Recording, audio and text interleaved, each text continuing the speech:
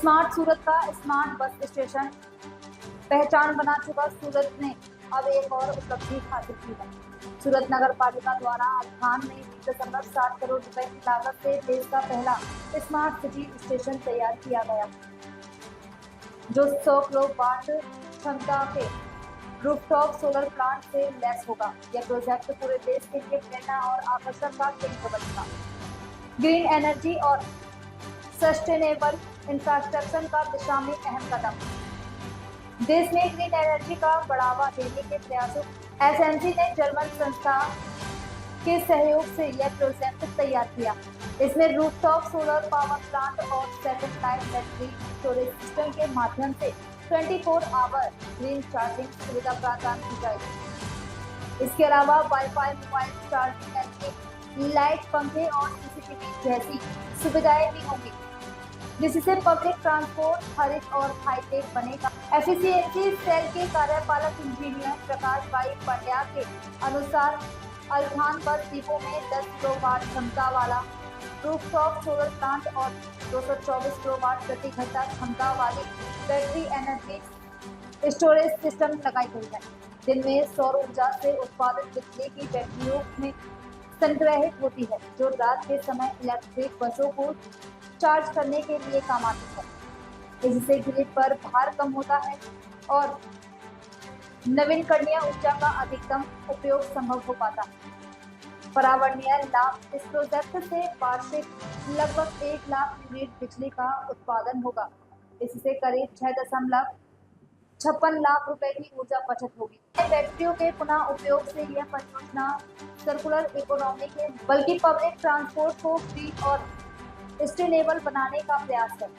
Althan project से प्रेरित होकर भविष्य में अन्य शहर भी ग्रीन मोबिलिटी और नेट जीरो एनर्जी के लक्ष्यों की ओर तेजी से बढ़ सकेंगे।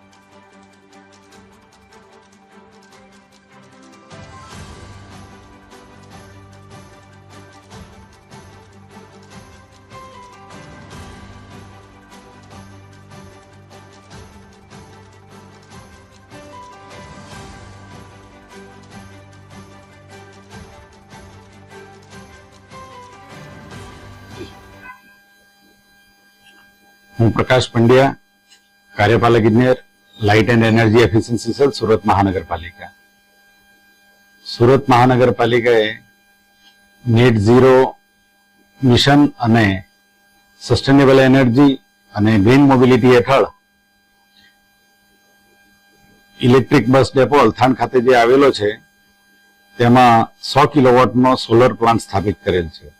આ સોલર પ્લાન્ટની ખાસ વિશેષતા એ છે કે તે બેટરી એનર્જાઇઝ સ્ટોરેજ સિસ્ટમ છે અને તેની એનર્જી જે કંઈ યુનિટ જનરેટ થશે સોલર પાવર પ્લાન્ટના લીધે તે એનર્જીનું ઇલેક્ટ્રિક મોબિલિટી તરીકે યુઝ થશે. એટલે કે ત્યાં ઇલેક્ટ્રિક બસ ડેપો છે, ત્યાં ચાર્જર હશે, તેમાં યુનિટ વપરાશે. હવે આપણે ગ્રીન મોબિલિટીમાં આ સુરત મહાનગરપાલિકા આગળ વધી રહેલી છે. તેનો આ પાયલોટ પ્રોજેક્ટ છે અને ભારતભરમાં આ પ્રથમ પ્રોજેક્ટ છે ગ્રીન મોબિલિટી માટે બેટરી એનર્જાઇઝ સ્ટોરેજ સિસ્ટમથી. આ બેટરી એનર્જાઇઝ સ્ટોરેજ સિસ્ટમમાં પણ બેટરી સેકન્ડ લાઈફ બેટરી વાપરવામાં આવે છે. એટલે એક વખત જે બેટરી આપણે વ્હીકલમાં વાપરવામાં આવે તે બેટરી જ્યારે ત્યાંથી એક્સપાયર થાય તે પછી એની એફિશિયન્સી ઘટે પછી એનો ઉપયોગ આપણે આમાં કરવામાં આવે છે અને એને રિફર્બિશ કરવામાં આવે છે. એટલે સેકન્ડ લાઈફ બેટરી છે, જેથી ભારતની ઇકોનોમી પણ વેગ મળે છે. હવે આ સેકન્ડ લાઈફ બેટરી હેઠળ આ જે પ્રોજેક્ટ કરવામાં આવે છે તેના લીધે રાત્રિ દરમિયાન મોટાભાગની બસોનું આપણે ચાર્જિંગ કરતા હોઈએ છીએ. એટલા માટે બેટરી ત્યાં મૂકવામાં આવેલી છે. એટલે બેટરી એનર્જાઇઝ સ્ટોરેજ સિસ્ટમનો સૌથી મોટો ફાયદો એ છે કે આપણે દિવસ દરમિયાન જે એનર્જી જનરેટ થશે તે રાત્રિ દરમિયાન પણ આપણે ઉપયોગમાં લઈ શકાય છે. આ battery energise storage system 100 kilowatt ક્ષમતાની છે અને તેના વડે આપણે લગભગ વાર્ષિક 1 લાખ જેટલા યુનિટ જનરેટ થશે અને સુરત મહાનગરપાલિકાને અંદાજે 6.5 લાખ રૂપિયા જેટલી વીજળીમાં બચત પણ થનાર છે. આ બેટરી એનર્જાઇઝ સ્ટોરેજ સિસ્ટમ એ જર્મનીની GIZ સાથેના સહયોગથી સુરત મહાનગરપાલિકાએ સ્થાપિત કરેલ છે અને આ પ્રોજેક્ટ વડે આપણે ગ્રીન મોબિલિટીને પ્રોત્સાહન મળવાનું છે. સુરત મહાનગરપાલિકાના અલથાણ ડેપો ખાતે ઇલેક્ટ્રિક બસના ચાર્જિંગ માટે લગભગ 32 જેટલા ચાર્જર પણ લગાવેલા છે. ત્યાં આપણા જે કઈ બસ આવે છે તે બધી બસો સુરત મહાનગરપાલિકાના BRTS કોરિડોર માટે જ ડેડિકેટેડ છે. એ બધી બસ 75 જેટલી બસ છે, એના ચાર્જર ત્યાં લગાવવામાં આવેલા છે.